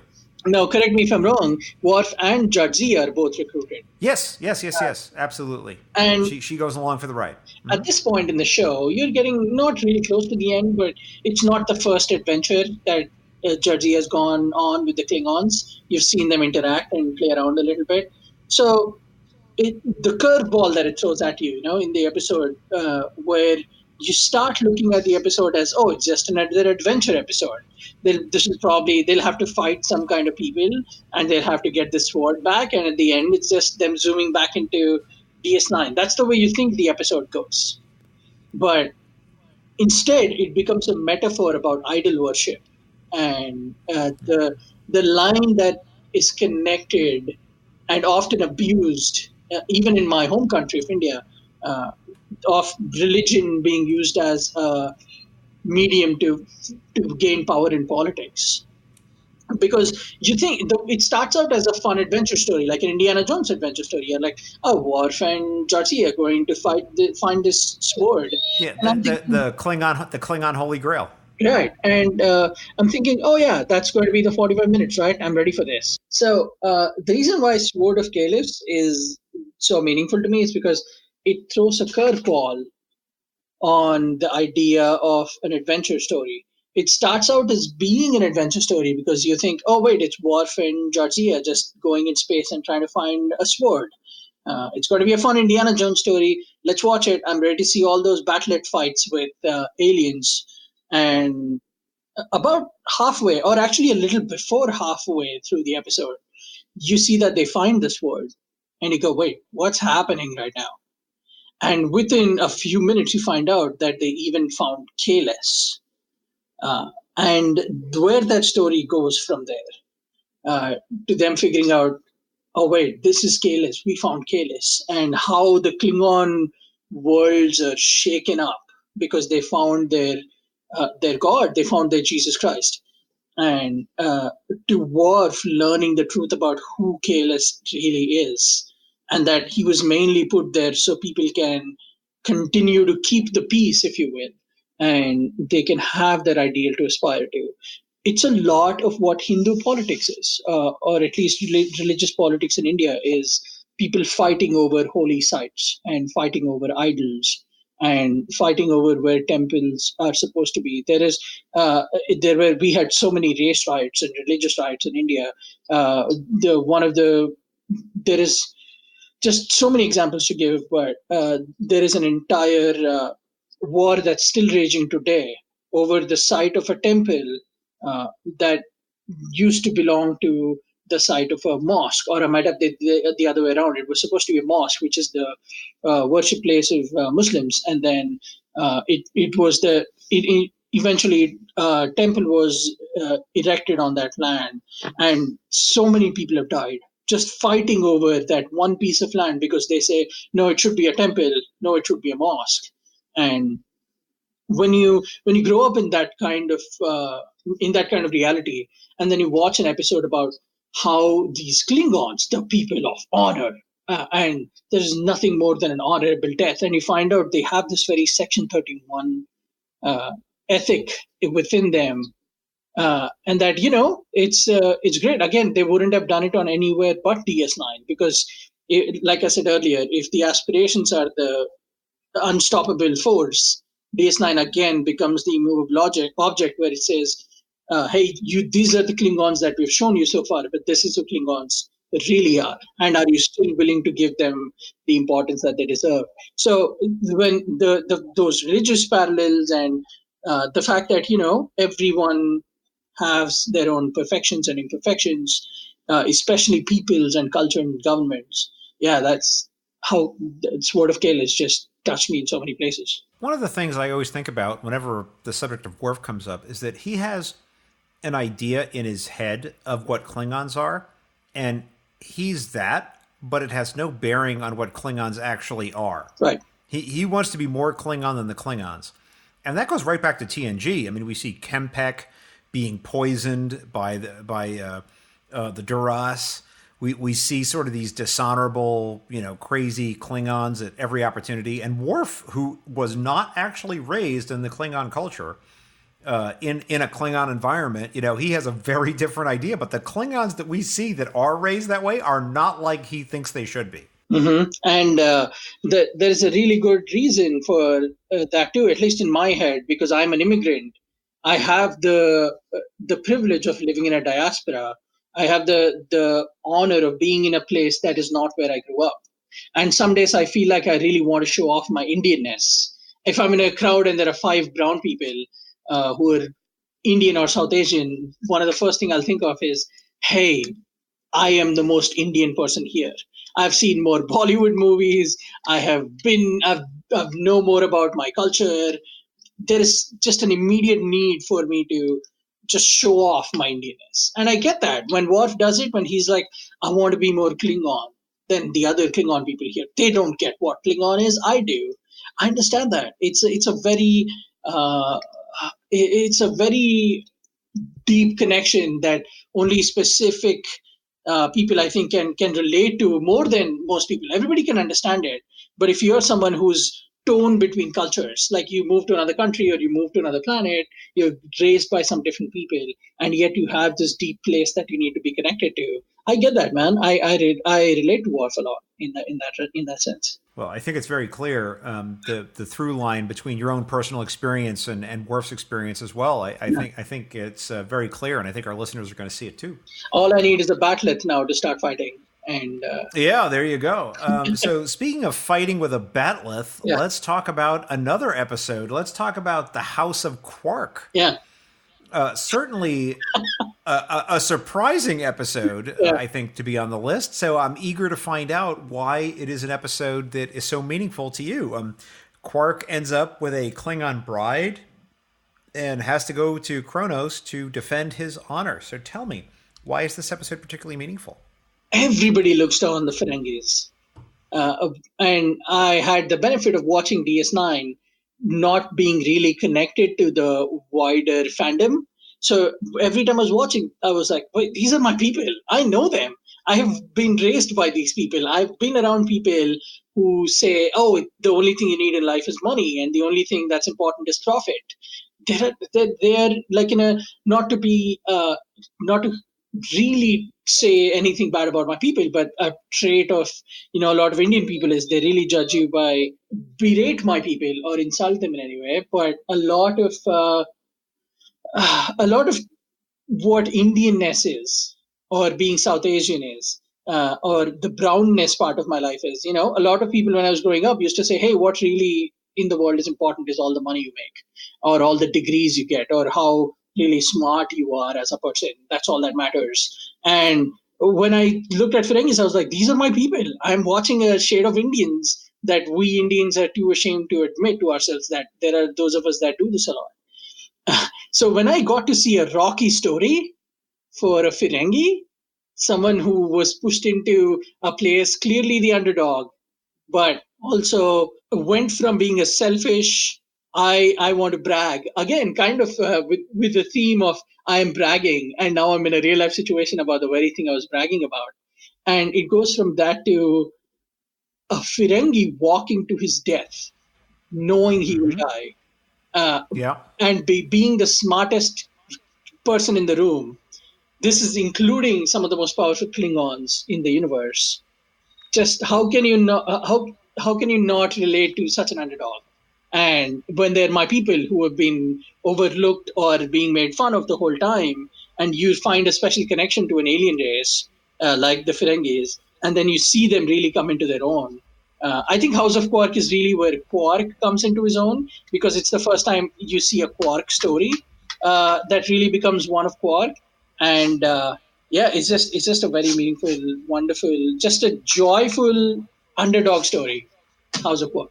One of the things that I always think about whenever the subject of Quark comes up is that if the Quark character had been played by a human and, not in any Ferengi makeup, just a human character, and He did all the things that Quark normally does, engages in some underhanded dealings and some light criminality and even some heavy criminality at some point.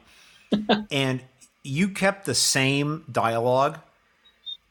I don't think anyone would have tolerated it. Like we do not talk to each other that way. We don't talk to members of the Federation that way. We don't talk to citizens that way, but they say things to Quark and about Quark that I think really challenge this whole idea of Federation principles about alien life forms and all of that. I mean, they just give him such grief in a very dismissive way. They really do treat him in a very dismissive way that I think is very much antithetical to what they say the Federation stands for. And I think a lot of that comes up when the subject of Quark is concerned. Yeah, and dismissive is definitely the word I would use for Ferengis and to some extent Klingons and the Traveler. Clearly all the through lines that you're seeing. But the House of Quark is awesome. It was just, it's incredible when you get to see someone dismissed so much get a Rocky or their own underdog fight story. So yeah, it was the House of Quark. Very entertaining, very meaningful. Once again, I feel like the M5 has malfunctioned because I'm looking at this list and it's listed Star Trek 2009. So tell me why this is one of the most meaningful episodes of all Star Trek for you. I'm curious to find out why. Honestly, it's because it's the one that really got me into Star Trek. That's the beginning and end of it. Like until that point, it's meaningful to me because it's the one that got me into Star Trek. Like I said, I knew my parents loved Star Trek. I knew that I'm a Star Trek baby. One of the things that my parents talked about when you're in an arranged marriage or when you're being arranged to be married, you actually get some freedom on who to be with. And one of the things my parents talked about during the time they were deciding whether they wanted to get married was how much they both loved Star Trek. So in a lot of ways, the reason why I'm on this planet is because I have Star Trek in my life. And I knew that Star Trek was a big part for them in their lives, or TOS was. And I was like, that's great. It's just something my parents liked. But one day I remember so vividly, even I sat down in front of my computer in India and I was I think I was a senior in high school. No. It was my first year of college and I'd gotten a DVD of Star Trek 2009. And I said, you know what, I'm going to watch it, see how this goes. Within the 2 some hours of that movie, at the end of it, I was like, I need to know everything Star Trek right now. So yeah, the reason why I love that so much is it got me into Star Trek and it made me the Trekkie I am today. One of my absolute favorite things about that movie is the opening. Yeah, I love everything about Captain Robow. And I love everything about the Kelvin, and I love everything about Captain Robow and George Kirk, and I wanted more of them. Yeah. Somewhere in there, I'm sure there is a movie they can make about Robow and Kirk that leads. Oh, absolutely. Absolutely. But I also identify with Captain Robow because he has the most amazing haircut, which I also share. So there's that as well. Shashank, you do a podcast already called Politrex. You are a guest on another long-term podcast that just started that we already talked about. You're considering doing another podcast, so that's 3 podcasts now, and then you've also been a guest on this as well as many other podcasting shows. So you're putting a lot of your personal energy and time into talking about Star Trek. Why is it so important to you? Asking that question is kind of like, again, I'm going to use another franchise's metaphor, but it's like asking a mutant at Charles Xavier's Academy, why are you here? If you're a mutant in the world of X-Men, you don't really belong until you find another mutant, someone who was born with what the world deems not so desirable or confusing, something they don't understand, so they tend to undermine it. But when you find a community that also loves something as much as you love, it quenches the doubt you have about, am I really so weird that I like something that has green aliens and people wearing uniforms and technobabble and people trying to find a sword that is lost in space? But when you go from that to the finding people that are so understanding that they'll bear with your dog, being on the show with you. They'll bear with talking to you in the late night to do a 3-hour podcast about how much Star Trek is wonderful and how great it is. It's the community, and outside of everything, the stories and the characters mean to me, which is, I don't know if I can put that in words, but finding, I was telling you this off air, I just never knew I could have so many long lasting friends that I can't keep up with my friends because there's so much happening. The community, it's finding my Charles Xavier's Academy as a mutant. That's why Star Trek is so important to me, because it found me so many people that I feel like I belong to and they belong to me. I can't think of a better point than to move this podcast into its final stage, because I have to tell you, Shashank, that I've enjoyed talking with you, but the M5 is furiously signaling me that it's time for the Kobayashi Maru. All right, let's do it. I've been dreading this, but you know what? We'll get through it. The Kobayashi Maru is a challenging and difficult test, cunningly prepared by the M5. Should you not only survive the test, but pass it as well, the M5 will award you an honorary Star Trek title. Are you ready, Shashank? All right, let's do it. M5, load the Kobayashi Maru simulation and prepare to record Shashank's responses. Simulation loaded and ready. Question 1. Classiest class, Intrepid class or Excelsior class? Oh, Excelsior. Time for a break, chocolate treats with Troy or multiple espresso shots with Tilly? Chocolate treats with Troy, so I can talk about how awesome it was to be a Romulan spy. Question 3. Welcome, time traveler. You can save only one of these two ladies from certain death. Will it be Edith Keeler from City on the Edge of Forever or alternative Tasha Yar from Yesterday's Enterprise? Edith Keeler. Question 4. Time for your workout. Will it be Enbo Jitsu with Riker's dad or Seuss Mana against the logic extremist adjunct Vlatak? Riker's dad. Question 5. Welcome to Starfleet, Shashank. Your first assignment will be a personal assistant to a Badmiral. Which Badmiral would be worse, Dougherty or Jameson? Oh, Dougherty. Dougherty. Simulation complete. M5, please compute the results and tell us if our guest has passed the Kobayashi Maru. The M5 is working.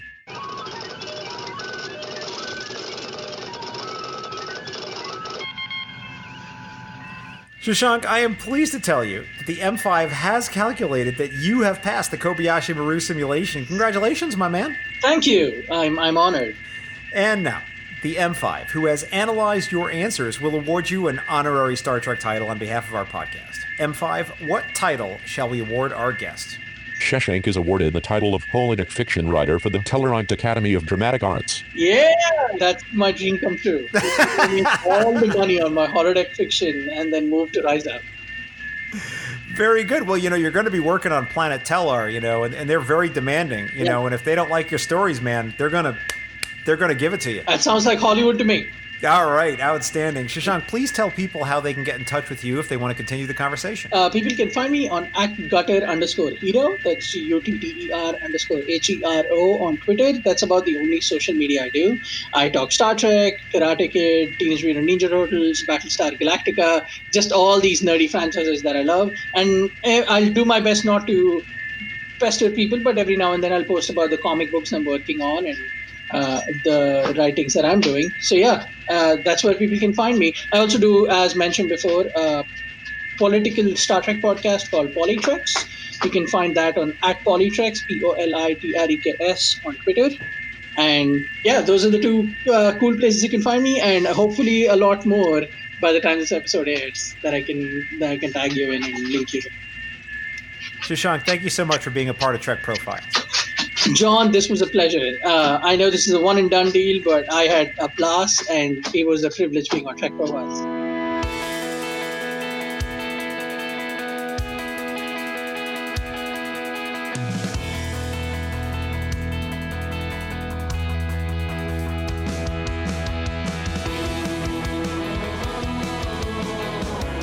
here ends this installment of the Trek Profiles podcast. And before we offer a Trek quote to close this episode, I'd like to remind you that you may send us your considered opinions, dismissive flame attacks, or your Federation pop music mixtapes to feedback@trekprofiles.com or on Facebook or Twitter @TrekProfiles. Anything you send us may be used in the show, or it may be given as tribute to the Ba'ul to maintain the great balance. This week, I leave you with a quote from the Dahar Master Kor, who in the episode The Sword of Kahless said, quote, "Damn that Ferengi and his replicated blood wine," unquote. Thanks for listening, and live long and prosper.